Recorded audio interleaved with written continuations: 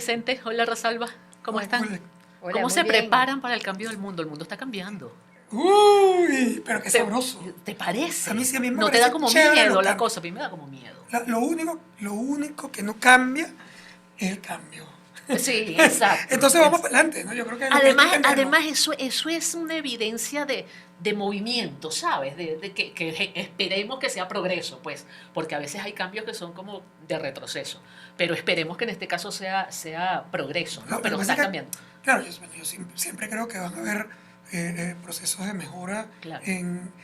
pero también es verdad que el mundo es bastante cíclico. Si tú miras para atrás, la verdad es que uno se recuerda de 100 años de soledad tanto, que no Sí. solamente en América Latina, tú ves las cosas en el mundo, los temas bipolares, otra vez la concentración de poder, el control interno, y luego otra vez para atrás, y esos vaivenes entre izquierda, derecha, y otra vez para la izquierda. Tú sabes que de hecho, en relaciones internacionales nosotros estudiamos una cosa que es el sistema internacional, ¿no?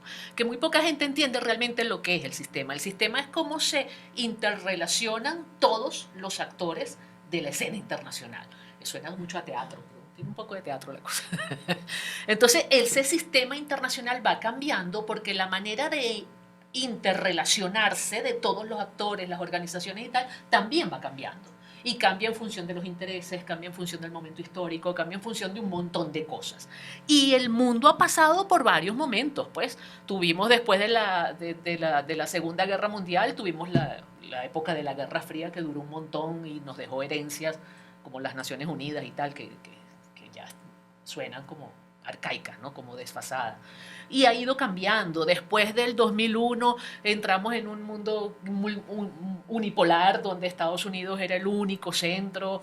Después empezamos en una fase de reacomodo que no se definía. Pero a mí me parece, Luis Vicente, Rosalba, yo no sé qué creen ustedes, que en este momento la cosa se está definiendo. Sí, aquí estás hablando de sistemas y Ajá. justamente los pueblos del mundo, los estados y gobiernos están pidiendo lo que es el reacomodo o un resurgimiento del sistema de las Naciones Unidas, por ejemplo. Y Que eso ellos, no va a pasar. bueno, esperemos porque hay jugadores tras bastidores que todo el tiempo están invirtiendo y entre ellos pues vemos en la palestra lo que es este gran proyecto de conectividad mundial, como lo es la Franja y la Ruta de la Seda. Sí. Es evidente que Xi Jinping ha estado invirtiendo y no desde este Sin duda. momento, sino desde los años 90, desde invertir en la banca mundial, el Banco Interamericano de Desarrollo, distintos espacios, desde lo que es lo financiero a ir construyendo un nuevo modelo, que no significa que es China la que está liderando el nuevo orden mundial, sino que viene Que un emergente. cuidadito, porque China está allí como uno de los principales centros de poder a mi modo de ver en estos momentos. Bueno, Es y correcto. fíjate que tú lo ves desde el punto de vista general o global, pero si tú lo ves desde el punto de vista venezolano, Mm. a ver, lo primero es entender que la gente cree que los países y las relaciones son como la gente, como un vecino, la solidaridad es automática. No, chico, por Eso tiene nada que ver favor. con eso, ¿no? No. Entonces, fíjate, En por ejemplo, relaciones internacionales no hay almuerzo gratis. absolutamente. Para nada. Es Y correcto. ahorita, en el No. tema, esa nueva realidad que tú introduces ha tenido impactos muy importantes en la economía venezolana y en su relación internacional. Por ejemplo, para poner un ejemplo de qué impactos puede tener ese reacomodo en Venezuela. Claro. Hace apenas un año y medio, 2 años, la verdad es que la posición de Estados Unidos frente al gobierno venezolano había sido completamente, primero de irreconocimiento total. O sea, yo no te miro, no hablo contigo, yo no tengo nada que ver contigo hasta que tú no te vayas. O sea, esa había sido la posición. No estoy calificándola, No, simplemente no sabemos si es buena o mala, pues, describiendo. pero era eso, Pero, exacto. pero eso había sido, y eso, de hecho, ponía sobre la mesa la idea de que no había ninguna posibilidad de que Estados Unidos estableciera una flexibilización Sí. en las sanciones petroleras o en las sanciones financieras, etcétera, frente a Venezuela, si no se producía un cambio político. Eso hoy ya no tiene Ucrania cambió nada eso. que ver. O sea, Ucrania, en efecto, genera un cambio muy importante. Un quiebre, sí. El tema de la demanda energética europea, el tema de repente de ver Estados Unidos que hay una composición geopolítica donde tú al final por defender un tema político, puedes terminar empujando la mina de petróleo más grande del mundo, el sexto productor potencial de gas, empujarlo a que se vaya con los que tú no quieres que se vaya, que son tus adversarios y que ya se fueron. Entonces, ese elemento explica por qué en el debate político venezolano la gente sigue con la misma historia. No, que no va a haber cambio si no hay cambio político. Y resulta que las negociaciones concretas se están dando bilateralmente y es un tema geopolítico. Yo creo que hay 3 factores que pudieran haber sido determinantes. Uno, la era post-COVID.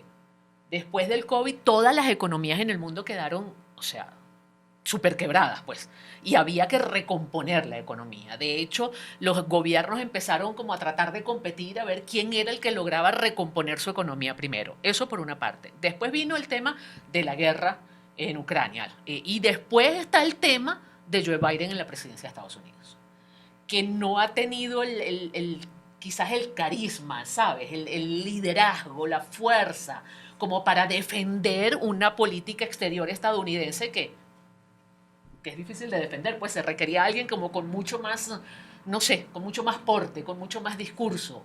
Sí, yo creo que además, fíjate, esas cosas, como tú planteabas, son momentos, pero la planificación está desde hace muchos años. O sea, la búsqueda, por ejemplo, de China. Correcto. Claro, pero aprovecha el momento. Claro, tú lo que estás haciendo es, la coyuntura, te tocó. O sea, claro. tú hiciste varios intentos, ese es lo otro, ¿no? Este es que el la momento, gente, vamos a cosechar lo que ya hemos ido sembrando, claro, ¿sabes? que la gente a veces te dice, no, pero China ha intentado este tema muchas veces y ha fracasado, entonces va a fracasar porque fracasó. Cuidado. Cuidado. Es decir, porque Sí. tú estás ahí intentándolo, tú lo puedes intentar 10 veces, lo que pasa es que la 11 a lo mejor la pega. Así es. Y eso es un poco lo que está Si no, ahí pregúntale a en el Lola. juego. Claro, Luis Vicente, Giovanna, ahí es donde quiero llegar y nuevamente retocar el punto. O sea, cuando hablamos de la planificación a 10, 20, 50 y 100 años, China ha ido liderando. En el año 74, cuando Mao Zedong habla del emerger del tercer mundo, es esto lo que está ocurriendo en este momento, justamente. Porque se puede hablar de un primer mundo según la visión de Mao, en donde vemos la confrontación. ¿Quién fue el ganador del primer mundo de Mao? Estados Unidos, cuando logra que la Unión Soviética se disuelva. Luego vamos al tránsito de este segundo mundo de Mao, que es el que estamos viviendo y en el que próximamente pues estamos viendo un emerger de lo que él hablaba de los países en desarrollo, sobre todo magnificando o intensificando la relación internacional desde lo económico comercial y del desarrollo de los países asiáticos, China, Eurasia, África y América Latina, especialmente Suramérica. Y es lo que estamos en este momento observando. Por supuesto que este plan de integración mundial es simplemente el rediseño de los nuevos corredores del desarrollo. Sí. También podemos hablar del emerger de lo que eran los imperios, ¿no?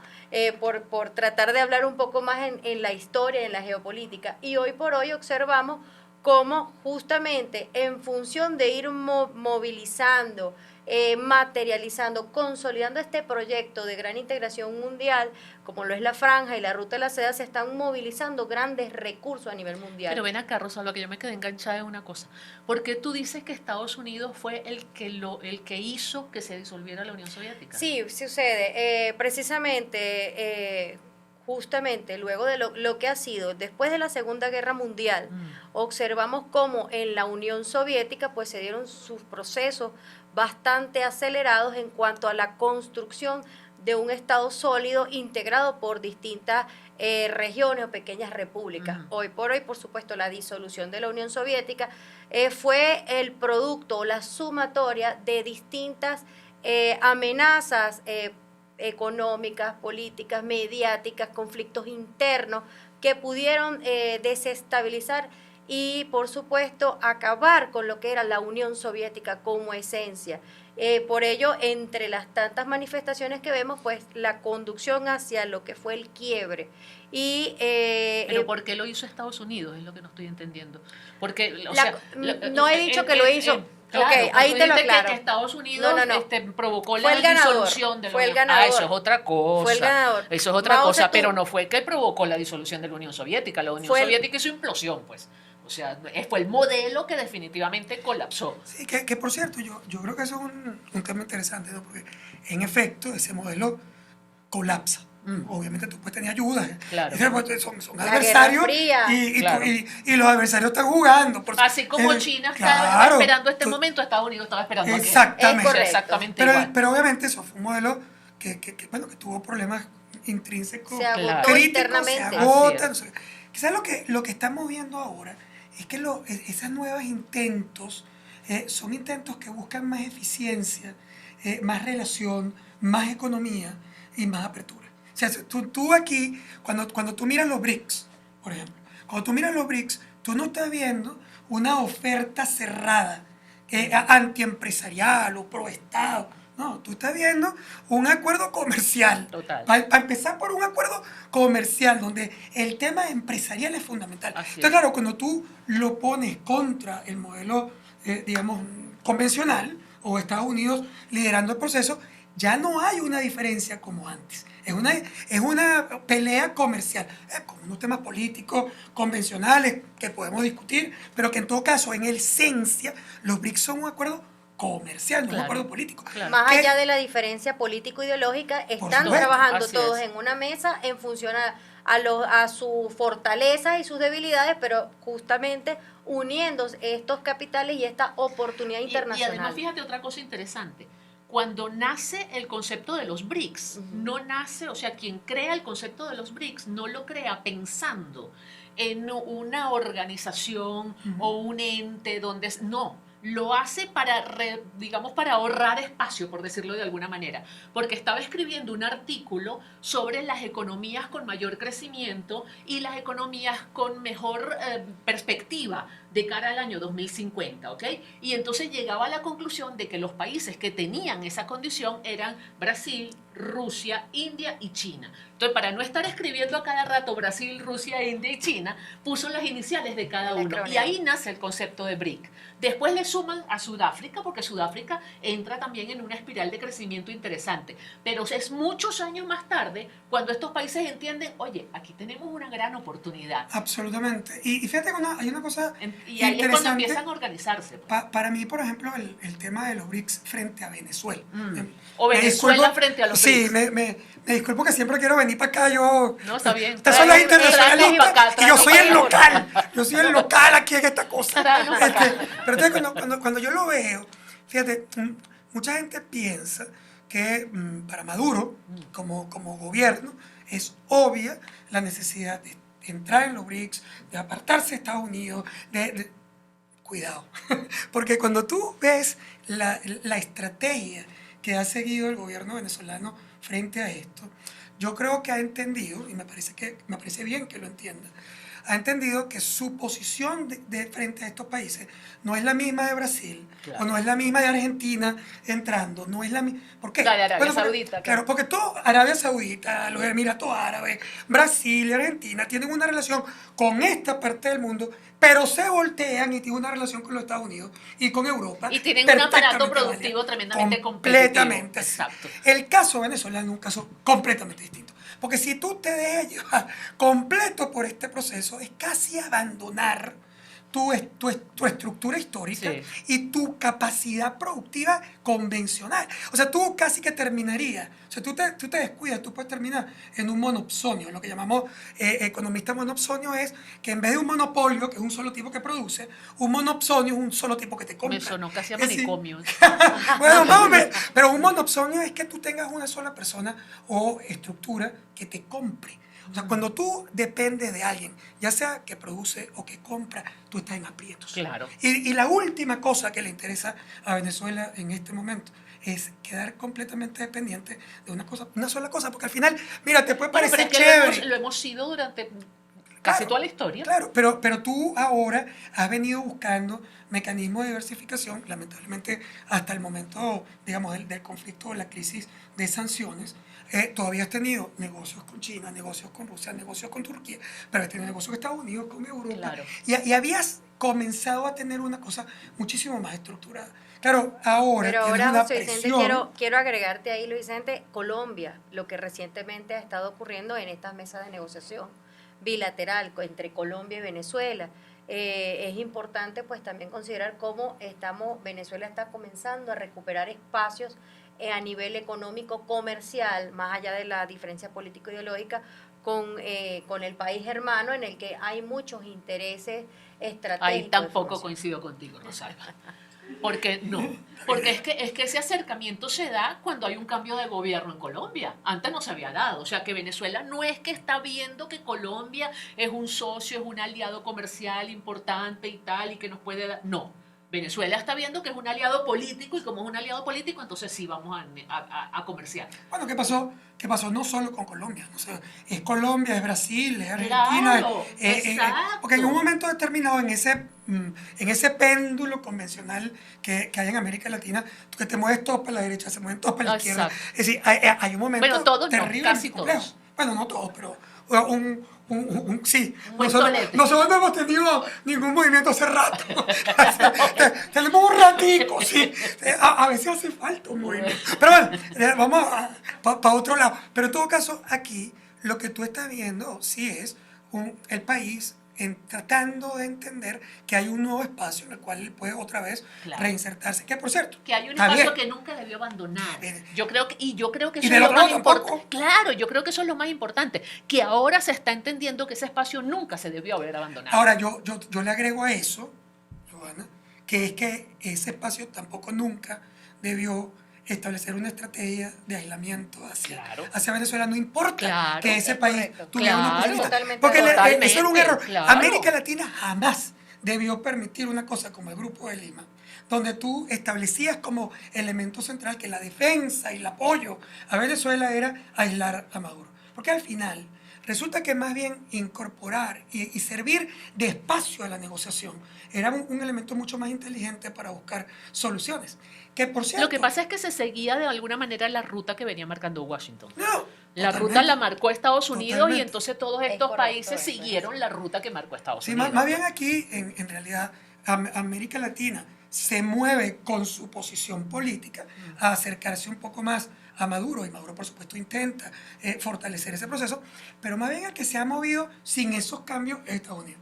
Es decir, Sí, Estados claro. Unidos es el que a raíz de la guerra de Ucrania, a raíz de justamente de la consolidación de unos movimientos al frente con China, etcétera, dice, ya un momentito. Y del lobby de la empresa petrolera. Bueno, por Porque no supuesto. olvides tú que las empresas petroleras en Estados Unidos son privadas.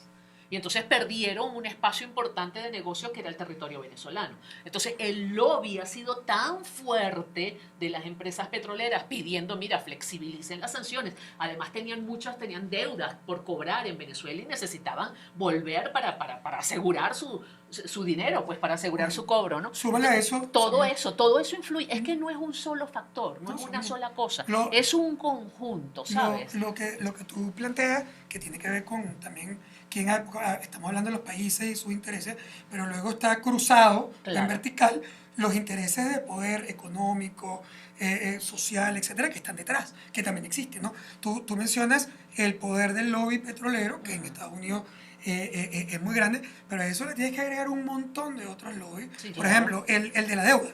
O sea, hay un lobby sobre tenedores de deuda venezolanos a las que le deben fortunas, que no pueden negociar la reestructuración de la deuda venezolana porque ni siquiera te permiten sentarte con el deudor. Entonces, claro, por supuesto que alguien te va a decir, ya, Mático, ¿de qué vas tú? Tratando de bloquear que yo pueda ir a resolver mi rollo, pero por otro lado, tú proteges los activos de ese país en los Estados Unidos. Que yo, ojalá, yo estoy de acuerdo, gracias a Dios que están protegidos los activos. Pero una cosa es que tú protejas los activos y otra cosa es que tú en paralelo no permitas que yo resuelva el problema de fondo. Ahora Sí. bien, vamos a agregar aquí un tema en la discusión y es justamente cómo los BRICS están impulsando un proceso de desdolarización a nivel mundial. O sea, bueno, pongo la balanza aquí para conversar un poquito esa iniciativa de lo que es el nuevo Banco de Desarrollo de los BRICS en el entendido que un proceso de desdolarización mundial no es de la noche a la mañana, porque claro, el venezolano tiene una visión más inmediatista, ya mañana vamos a poder comprar con yuanes o con cualquier otra moneda, que sabemos que no es así, pero esto que se avisora con los BRICS, como lo es el proceso de la desdolarización, y que hoy por hoy, por ejemplo, con China, vemos en Argentina cómo Argentina está comenzando a pagar la deuda al Fondo Monetario Internacional con yuanes, por ejemplo, o directamente está pagando todo lo que es el proceso de importación y exportación entre China y Argentina. Vuelve a aparecer China en la palestra, pero también desde Venezuela. En algún momento el presidente Hugo Chávez Frías había creado el Banco Ruso Venezolano, en su momento con aquella visión en el año 2010. ¿Qué pasó con ese banco? Bueno, ¿qué pasó? Parte de todas las iniciativas que en Venezuela en un momento pues se estacionan, se redimensionan y tal vez pudiera en este momento pues resurgir. Pero eso no tiene existe que ver, ahora, no, el Banco Ruso Venezolano chino con un pie en China existe todavía, pero justamente en uno este como momento que se cansa de tanta cosa que crean que al Es final correcto. no Sí. sé, Le explotan, no vaya, sirven. seguimiento, vaya la cosa. de que poner lo que Es quiero poner en la increíble. mesa, Sí, el tema del yuan. Mira, el tema actual de la desdolarización. yo creo que, a ver, si tú estás buscando en una parte del mundo despolarizar y estás tratando de crear centros económicos y de poder alternativos a los Estados Unidos, es normal, es perfectamente racional que ellos empiecen a buscar cómo desembarazarse de la dependencia con el dólar. Son un tema que iba a pasar. Eso yo no creo que va a ser algo tan rápido. Va a ser más rápido Yo tener tampoco. acuerdos comerciales, desarrollar algunas políticas conjuntas, etcétera. Eso es mucho más fácil, dentro de todo, que cambiar el tema monetario. Total. Porque el tema monetario es un tema muy complejo. Por supuesto, lleno de retos, porque no, ahorita estamos hablando del yuan, pero es que hace 3 años estamos hablando de las criptomonedas, como una alternativa a sustituir el manejo de los bancos centrales, el dólar. Todas esas cosas hay que verlas con mucho cuidado, porque el sistema financiero está muy metido en la vida cotidiana. Y hacer un cambio de eso. Eso es como tratar de gigante. cambiar el petróleo como la principal Así es. fuente de energía en el mundo, exactamente igual. O sea, Así es. hacia correcto. allá irá la humanidad, sin lugar a dudas, pero Pero no todavía es no una es cosa el de un día momento. para otro, Y ahora, ¿sabes? claro que pueden haber experimentos, experiencias. O sea, China es muy grande. Y siendo una economía tan grande, por supuesto que puede establecer algunos Y además acuerdos. con una presencia como nunca antes en toda la historia en Totalmente. América Latina. Totalmente. Es Puede correcto. establecer- El incremento de la presencia china en la región en los últimos años ha sido una cosa realmente Claro. pasmosa. Eso pues. explica por qué el crecimiento de los yuan en Argentina fue rápido e importante. Claro. Porque en la práctica China es un gran proveedor de Argentina. Argentina Pero tiene fíjate problemas que de lo divisas. último que yo escuché es que los BRICS iban a negociar con la moneda nacional. Y yo decía, complicada la cosa, ¿no? Porque, o sea, hay países que, Argentina, no veo a Argentina negociando con la moneda nacional, pues, un país que tiene la moneda tan devaluada. Estoy hablando de Argentina porque ya a partir del 1 de enero de 2024 es parte del BRIC. Por eso hablo Estoy de completamente Argentina. eso. Yo creo, fíjate, cuando aterrizo ese tema de tu pregunta sobre Venezuela, mucha gente interpretó la visita de Maduro a China, como que, bueno, que fue a buscar otra vez plata desesperado porque está quebrado.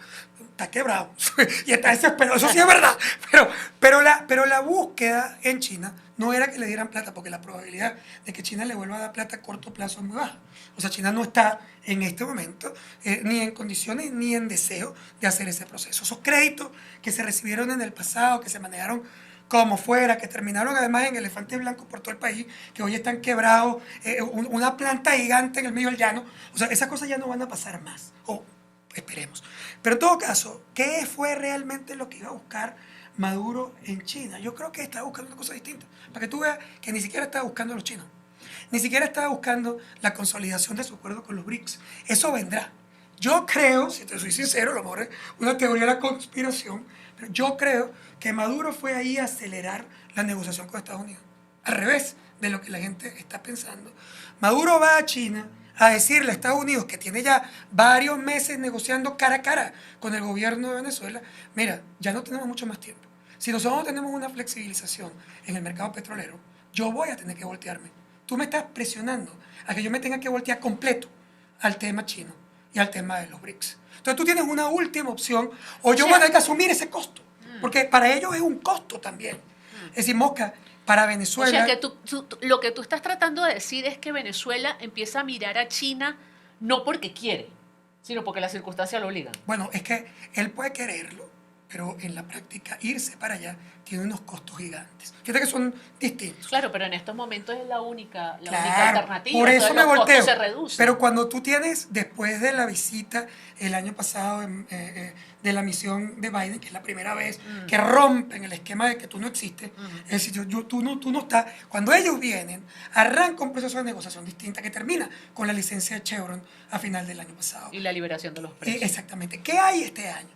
Hay un montón de negociaciones que tienen que ver, por ejemplo, con las licencias, ni siquiera licencias, porque no necesitan licencia, los comfort letters o los notes para las empresas petroleras europeas, o para los no americanos, para los indios, etcétera, que se han estado discutiendo, entre otras cosas, porque hay presión europea. Europa te está diciendo, epa, pero pajarito, tú estás comprando petróleo venezolano para los Estados Unidos, pero tú no me dejas a mí, que tengo un rollo de energía, no me dejas a mí traer petróleo. Es decir, eso está ahí sobre la mesa. Ahora, no ha avanzado lo que tenía que haber avanzado. Lo que se pensaba Creemos nosotros. No ha nosotros avanzado porque, empíricamente. porque a lo mejor hay avances que nosotros no estamos viendo. Yo estoy convencida de eso. Quizá yo lo que pienso es que muy aparte de todo el tema energético, que es en donde observo que se está enfocando la discusión, debemos ver otras aristas importantes e interesantes y determinantes, por ejemplo, para China como gran inversionista mundial a través de la Franja y la Ruta.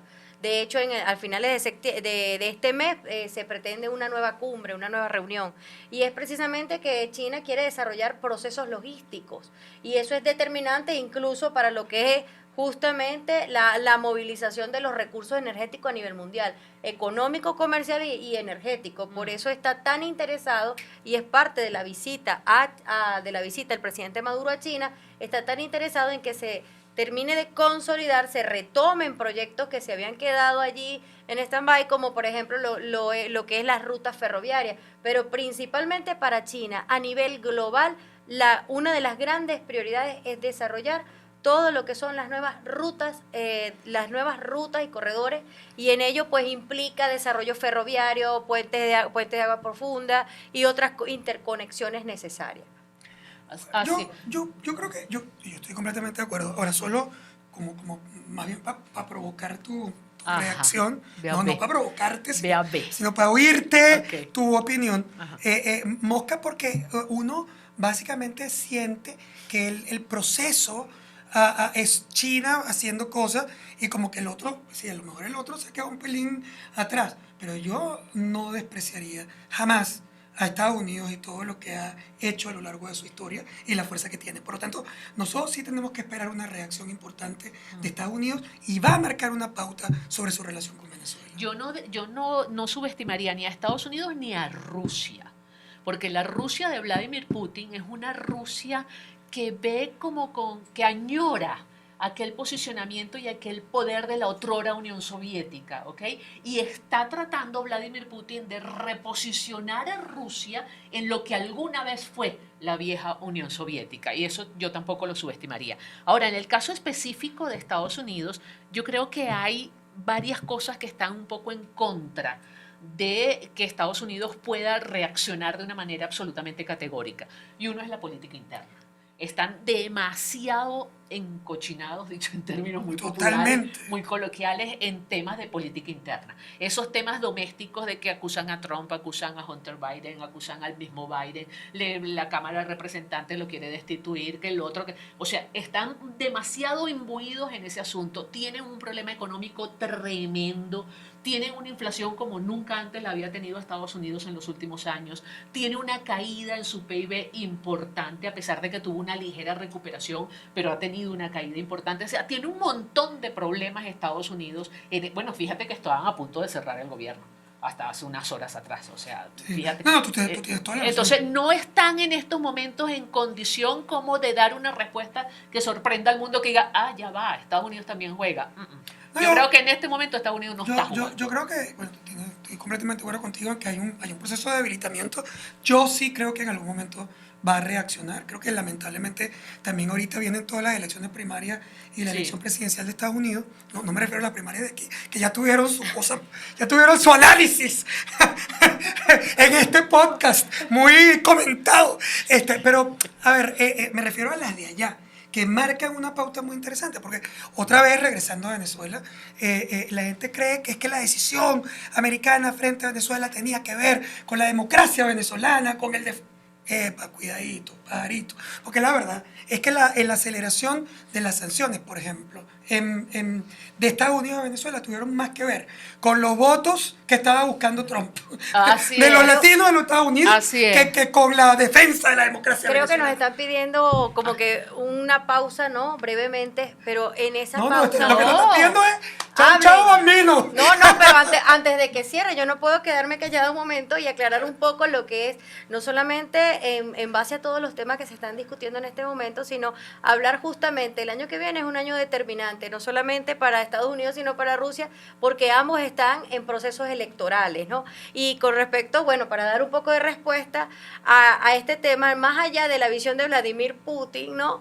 Es la visión precisamente de lo que en su momento fue la Unión Soviética, luego pues la Unión de Estados, de la Comunidad de Estados Independientes, luego la Sayuzny Gasudarstva, que fue construyéndose la Unión de Estados entre Bielorrusia y Rusia. Hoy por hoy lo que ellos están promoviendo e impulsando ahora más que nunca como una unión económica en primer lugar, como lo es la Unión Económica Euroasiática, que no solamente está invitando a distintos países que eran miembros de la Unión Soviética, sino otros países que quieren participar activamente. Y junto con esta Unión Económica, al lado de toda Unión Económica está los temas de seguridad y defensa de la nación a nivel mundial. Pero creo que por ahora nos están mandando a despedirnos, creo que quedó mucha tela por cortar. Yo quiero decir una cosita, ya con esto me callo. Y es que lo que yo veo triste en todo esto es que evidentemente el mundo está cambiando. El sistema internacional se está moviendo. Están surgiendo nuevos centros de poder. Y Venezuela está en un momento de una profunda debilidad, porque tiene muy poco que ofrecer. Tiene mucho, a ver, como decíamos, los otros países tienen mucho que buscar en Venezuela, pero Venezuela tiene muy poco que ofrecerle a los otros países en el sentido de tener el control de esas negociaciones. Somos más dependientes que determinantes en este momento, y eso yo lo veo muy triste. Yo me despido quizás tomando esto, pero diciendo, en efecto, yo creo que eso mismo tiene que estarlo pensando también Estados Unidos frente al caso venezolano.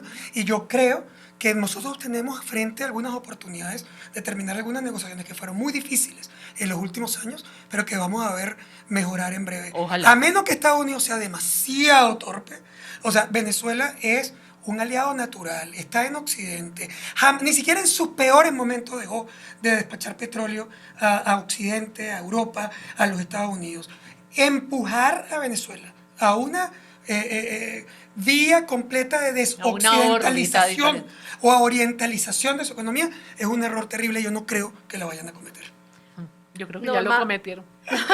No, bueno, más bien deberíamos retomar un poco hacia lo que es la visión de en este nuevo mundo multipolar, casi que para cerrar, que para llegar a este nuevo mundo multipolar estábamos hablando del mundo multinuclear, eso lo mencionaba el presidente Chávez en el año 2009 en Rusia, pero habla justamente de los nuevos núcleos de poder y yo creo que Venezuela, desde mi perspectiva, está en una posición estratégica para establecer o recuperar y alinearse estratégicamente en algunos espacios en los que se quedaba atrás o que estaba rezagado en algunos procesos de negociación. Hoy por hoy yo creo que Venezuela tiene algunas posiciones firmes para avanzar. No es un proceso fácil de construir y es lo que se quiere tratar de decir, más allá de una visión pesimista, es decir, bueno, tenemos que ir realmente con seriedad, trabajar con todos los sectores del pueblo venezolano, especialmente el sector privado venezolano que al final es quien dinamiza la economía nacional e internacional. Bueno, como